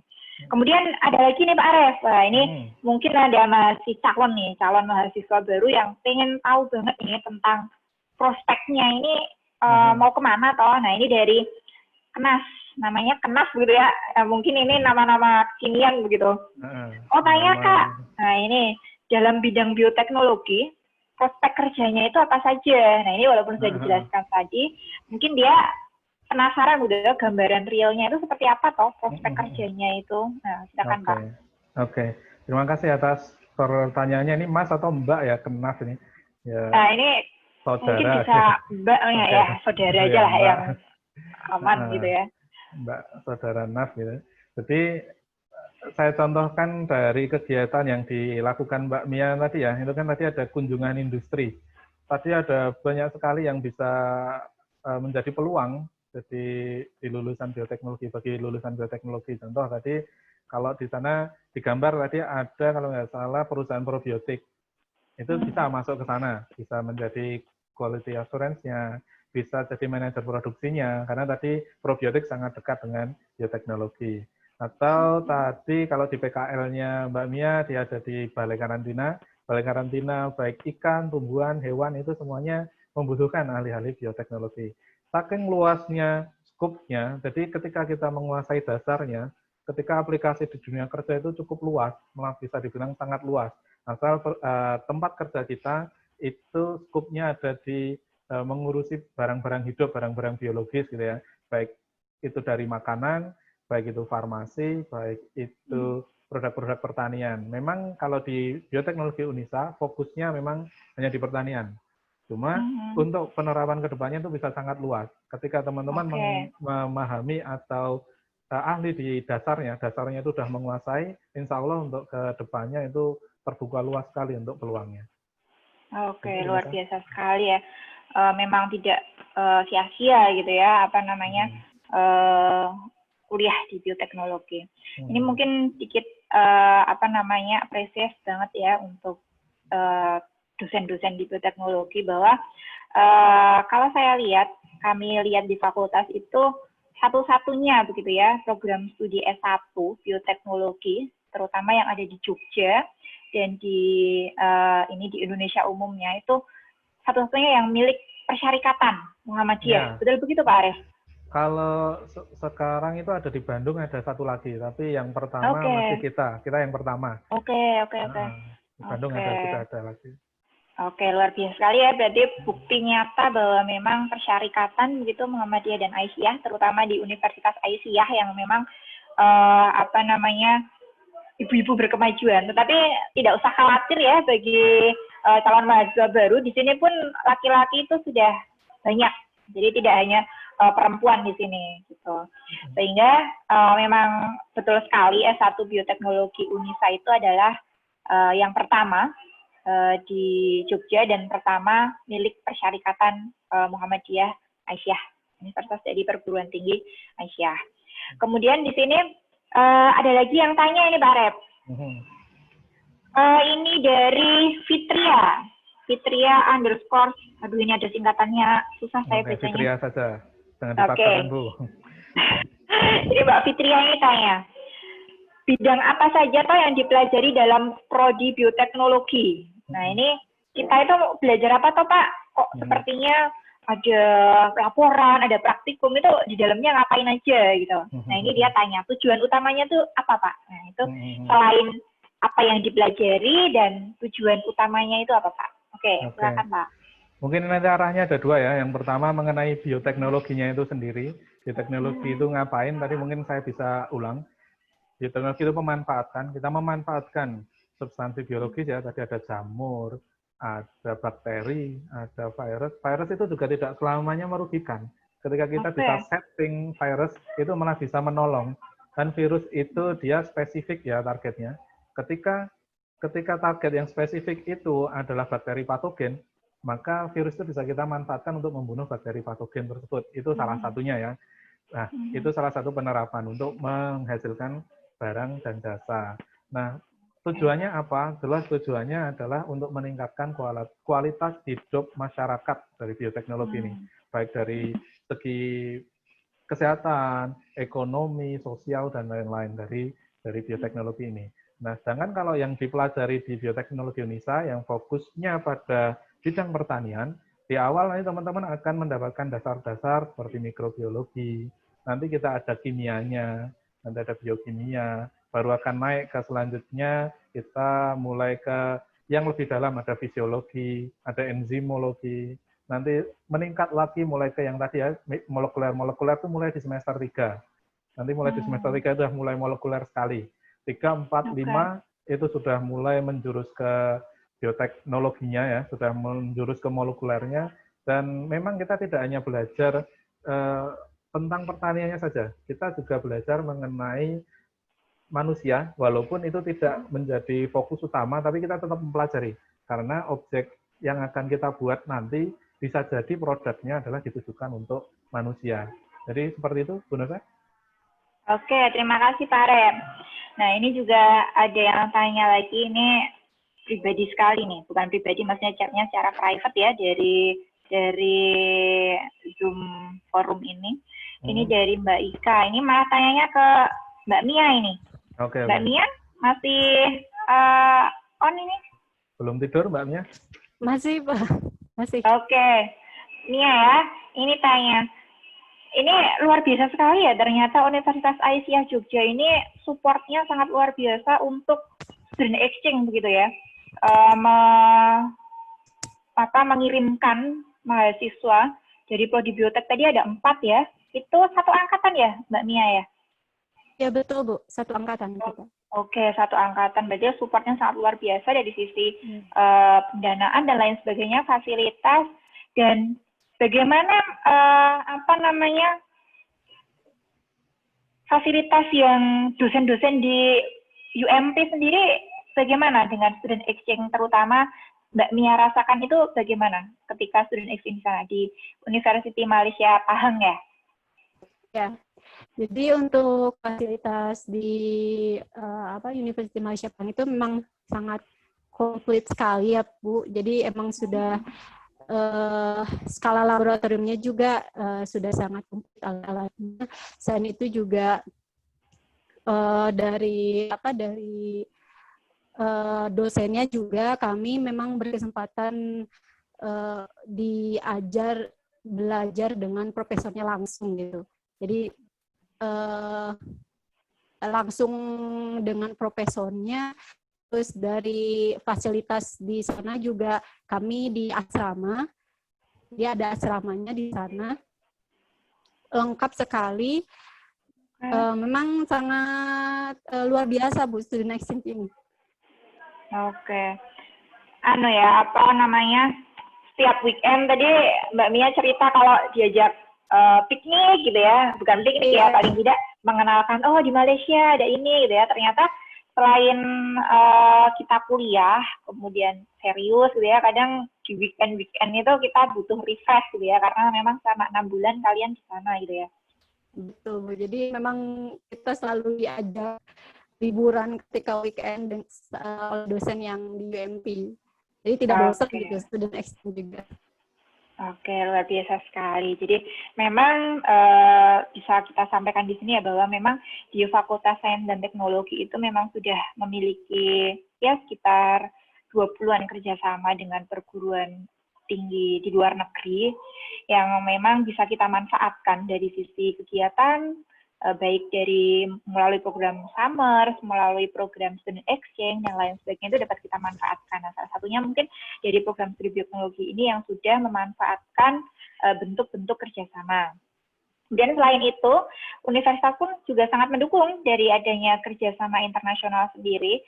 Ini membuka wawasan bahwa memang di luar itu bioteknologi yang sudah berkembang itu sudah sedemikian pesat gitu ya. Jadi harapannya kita juga mengikuti dan sejalan beriringan gitu. Nah, ini salah satunya di mahasiswa tadi ada Mbak Miftah yang akan berencana ke Mahidol begitu ya. Semoga nanti Covid cepat berlalu ya Pak Arif. Amin, bisa amin. ke Mahidol gitu. Ke Thailand. Nah, ini ke Mahidol Thailand ya. Oke. Kemudian ini ada lagi Pak Arif bertanya. Kira-kira di biotek tadi untuk perkuliahan, kemudian praktikum dan lain sebagainya, itu di awal-awal itu memang banyak gitu ya untuk yang hal-hal yang dasar terutama ya Pak ya. Iya Bu. Oke. Ya, memang di awal memang kita memberikan fondasi dulu ya.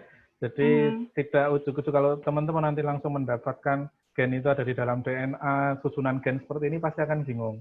Tapi ketika teman-teman dari kulitnya dulu baru masuk sampai ke inti sel gitu, kita akan lebih mudah untuk memberikan masukan-masukan ilmu yang lain. Oke, luar biasa sekali ya peran dari keilmuan bioteknologi sendiri, terutama dari kasus yang sekarang ini ya, yang ketika awal bulan Maret itu sudah mulai masuk ke Indonesia dan akhirnya kita stay at home dan banyak sekali forum-forum temu ilmiah yang harusnya bisa bertatap muka sekarang jadi daring. Dan itu keilmuan bioteknologi sebenarnya banyak bisa dimanfaatkan ya Pak, mulai dari tadi bisa. Sisi deteksinya dan lain sebagainya. Nah, ini ini ada penanya lagi, audiens. Ini ada Mbak Putri Nabila Naziroh. Nah, silakan di on kan video maupun audionya Mbak Putri. Halo Mbak Putri.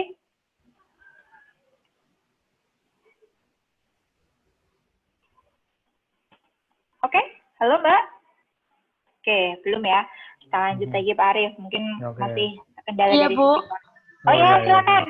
Oke, alhamdulillah nyambung. Silakan Mbak Putri. Mau ke Pak Arif atau Mbak Mia? Atau Bu Nosa. Waduh, ke saya. Ini pakarnya yang ada langsung, ini lebih percaya dan lebih kompeten begitu, dan lebih dari sisi pengalaman ini Mbak Mia yang bisa dipercaya nih, ada pengalaman student exchange dan lain sebagainya. Silakan Mbak Putri. Iya Bu, mohon maaf suaranya keputus-putus gitu. Oke, lancar Mbak, jelas. Kami mendengar dengan jelas.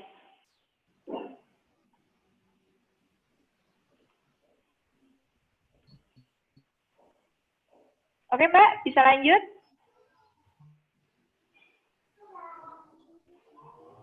Belum?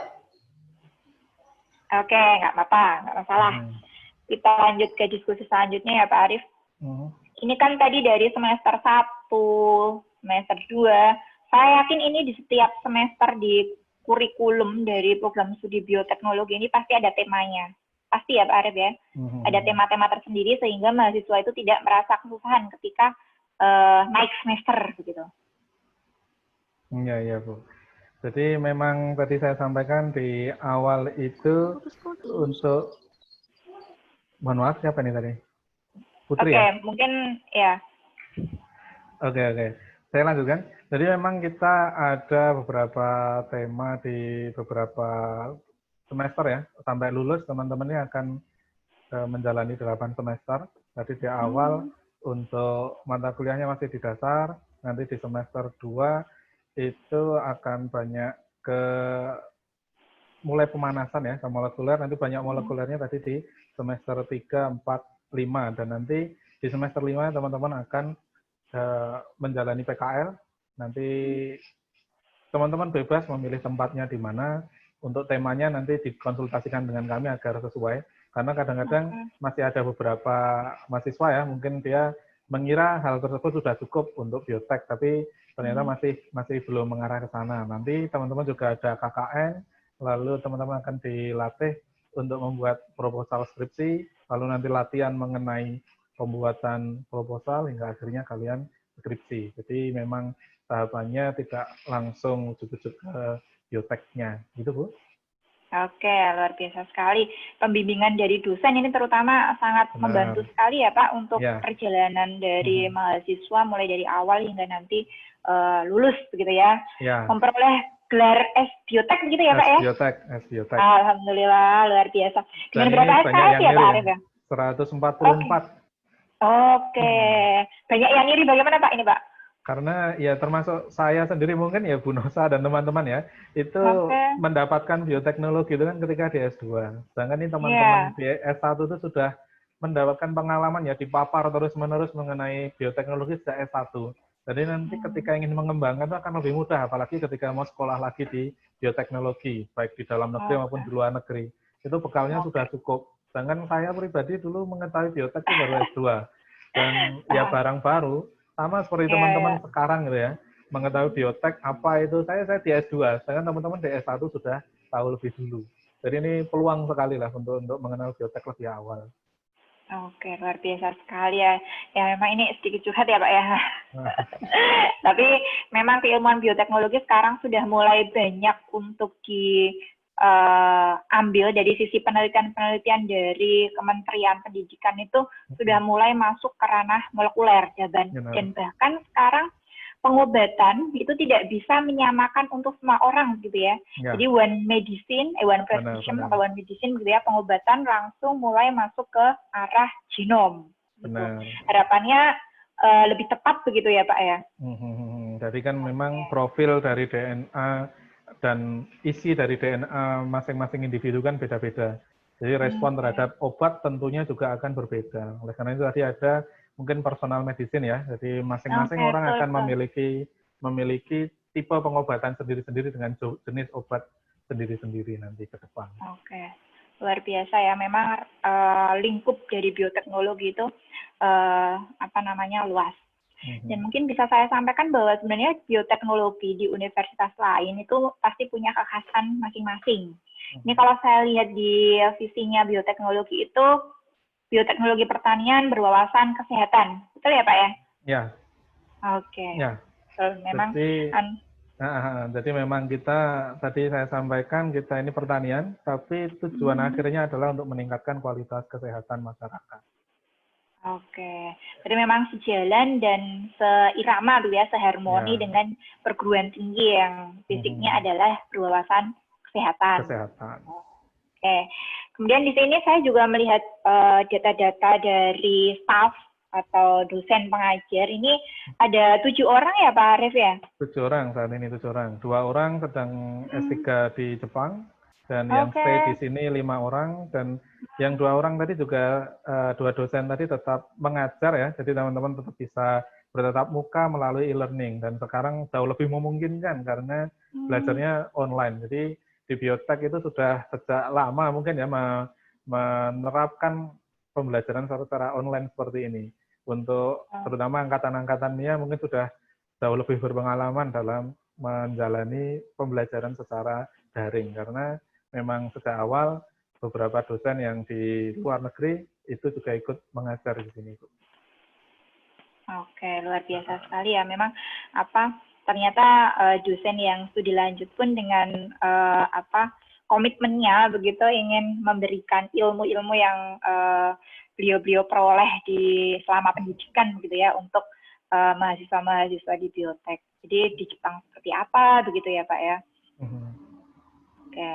Nah kemudian di sini banyak sekali tadi saya lihat ketika akreditasi tadi memang peran dari semua lini, baik dari pimpinan UNIF, kemudian sivitas akademika di UNISA sendiri, fakultas, dan ini terutama mahasiswa ya yang benar-benar merasakan itu sangat ini Pak, sangat berkontribusi sekali begitu ya, sehingga sangat berkontribusi sehingga program studi bioteknologi ini memperoleh predikat B begitu ya. Alhamdulillah ya Bu. Alhamdulillah, luar biasa sekali.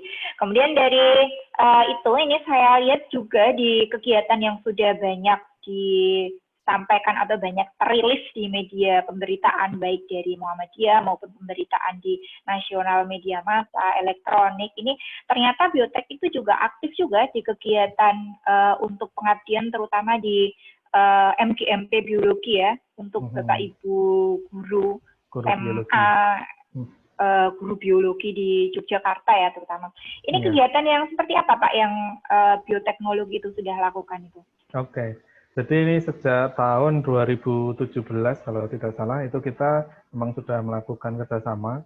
Kita juga ingin membagi pengalaman kita di bioteknologi kepada guru-guru di SMA. Nah yang paling dekat kan guru biologi. Kita ada kerjasama ke sana.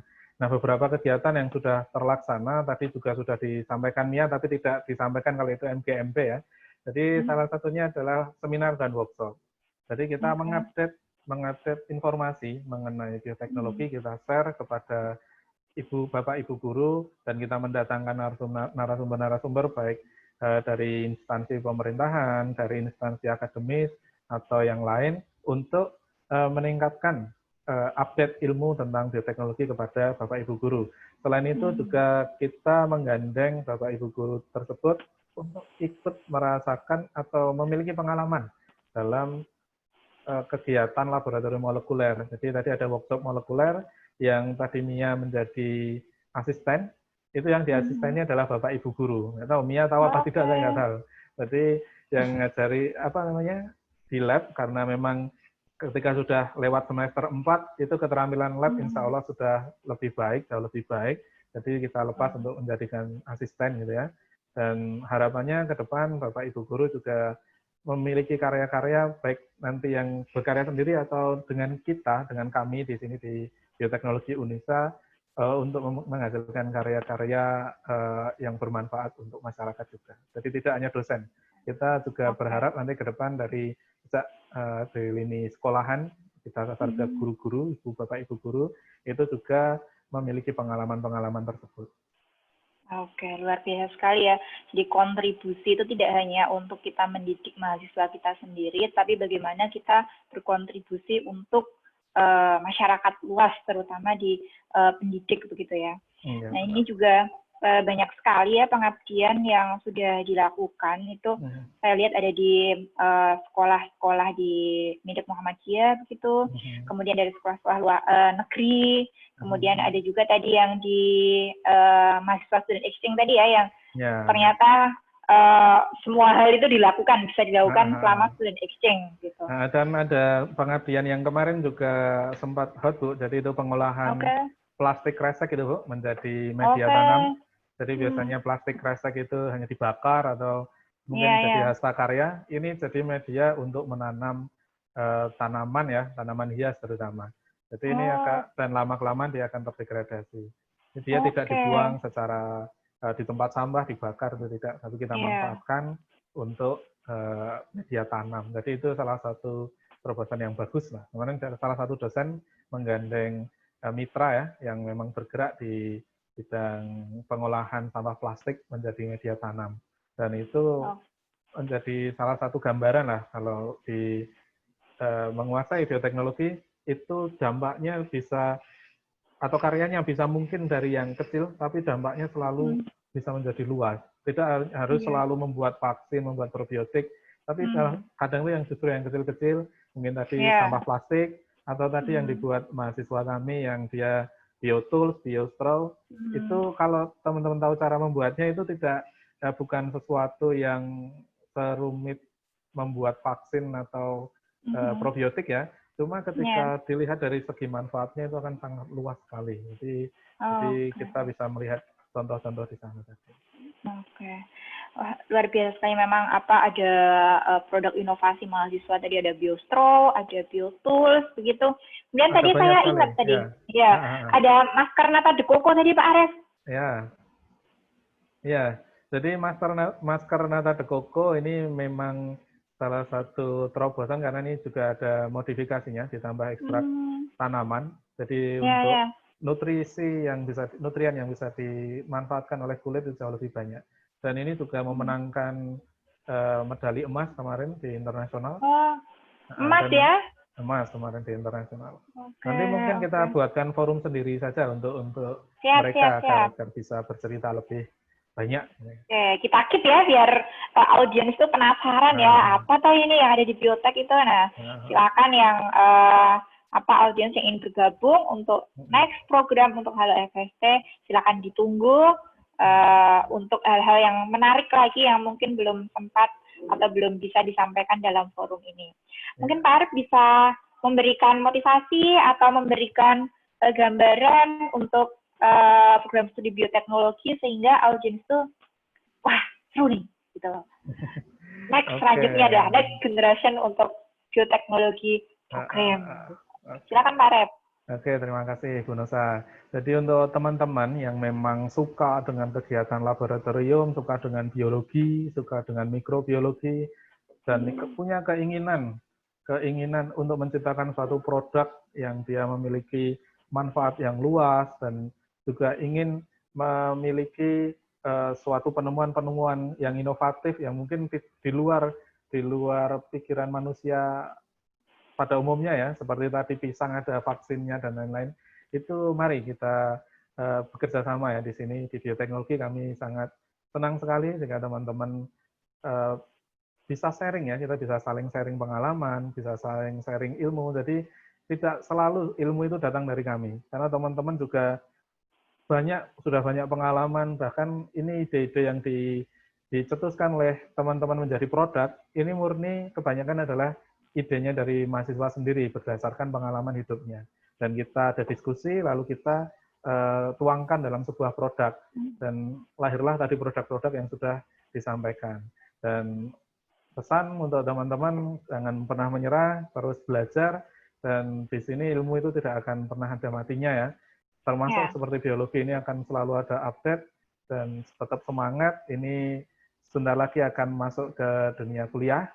Tetap kalian sudah akan menjadi mahasiswa, sudah bukan siswa lagi, akan dipupuk kemandiriannya, akan dipupuk rasa kepedulian terhadap diri sendiri, karena dulu biasanya diingatkan kalau nggak masuk, mungkin nanti ketika kuliah beda lagi untuk atmosfernya. Seperti Mia tadi ya, dia nggak ada yang ngingetin bangun pagi dan lain-lain ya, harus pakai seragam, kita juga bebas seperti yang digambar ini ketika jadi mahasiswa, dan itu semua adalah tanggung jawab dari teman-teman sendiri, dan di sini kita siap untuk bekerja sama dengan teman-teman semua. Itu Bu Nusa.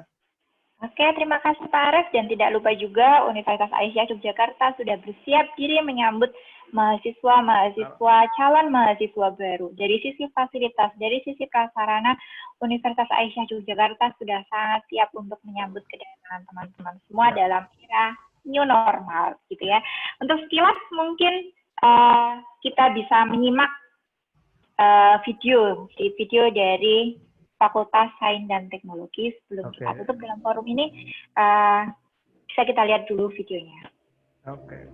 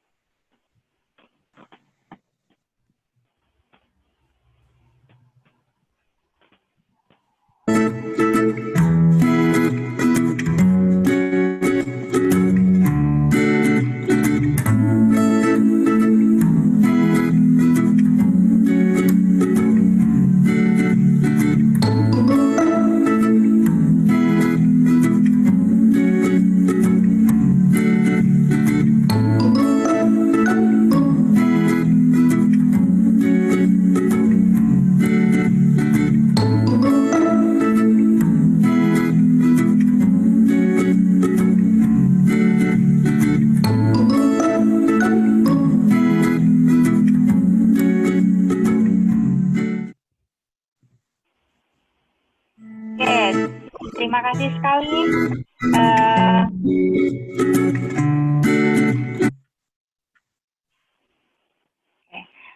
Terima kasih sekali kami ucapkan kepada Pak Arif Bimantara selaku Ketua Program Studi Bioteknologi Unisa yang sudah meluangkan waktu hari ini dalam Halo FST series kedua. Kemudian kepada Mia Hamiawati Koimatu Dini Alfaruki. Mia, masih on Mia? Masih, Bu. Alhamdulillah, terima kasih sekali Mia sudah bergabung jauh-jauh dari Garut ya. Alhamdulillah sampai akhir sinyal aman. Oke. Aman, Bu. Tetap sehat ya Mia ya. Nanti kembali lagi kita masuk ke lab untuk menyambut tugas akhir. Nah, silakan nanti siap-siap. Tetap semangat. Terima kasih Pak Arif sekali lagi kepada Mia saya sampaikan sudah meluangkan waktu untuk hari ini. Tak juga lupa kami sampaikan begitu kepada tim webinar Halo FST series di rangkaian FST ini ada Bu Dekan, Bu Hapsari Wahyuningsih. Ini Bu Dekan jadi co-host ini luar biasa sekali. Ini supportnya gitu. Kemudian ada staf admin, ada Pak Asman dan Mbak Dwi. Kami ucapkan terima kasih tim yang solid untuk Halo FST. Untuk selanjutnya kita nantikan ada Halo FST seri selanjutnya di program studi yang ada di FST. Di minggu depan, di Kamis minggu depan kita akan bertemu di Halo FST series ketiga dengan program studi teknologi informasi. Oke, stay tune ya, kita tunggu untuk minggu depan. Kita akhiri dalam forum ini, atas kurang lebihnya kami mohon maaf. Wassalamualaikum warahmatullahi wabarakatuh. Salam sehat semua, mohon diaktifkan untuk videonya ya, Bapak Ibu audiens, untuk sekedar kami ada dokumentasi.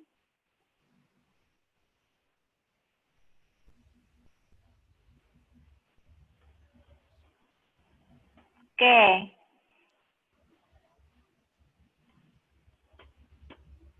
Ya, terima kasih Bapak Ibu semua. Saya sampaikan ucapannya terima kasih telah bergabung.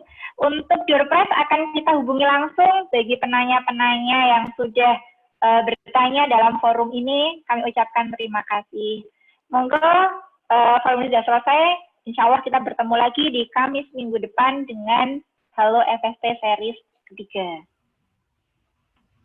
Terima kasih.